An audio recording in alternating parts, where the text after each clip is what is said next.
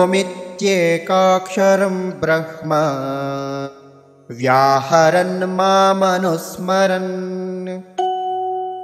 यः प्रयाति त्यजन् देहं स याति परमां गतिम्।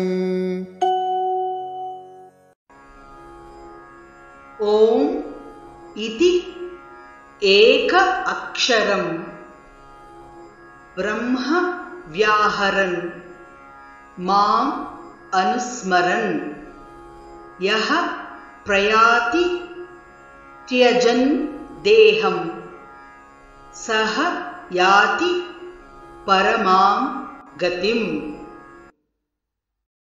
ओमित्येकाक्षरं ब्रह्म ओमित्येकाक्षरं ब्रह्म व्याहरन् मामनुस्मरन्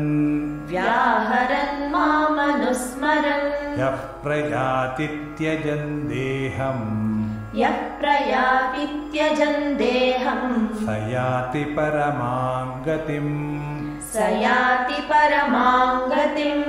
ओमित्येकाक्षरं ब्रह्म व्याहरन् मामनुस्मरन्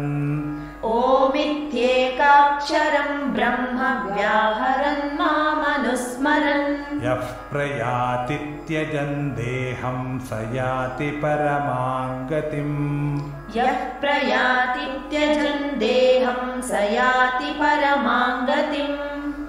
ओमित्येकाक्षरं ब्रह्म व्याहरन् मामनुस्मरन् यः प्रयाति त्यजन् देहं स याति परमां गतिम्। ओमित्येकाक्षरं ब्रह्म व्याहरन् मामनुस्मरन् यः प्रयाति त्यजन् देहं स याति परमां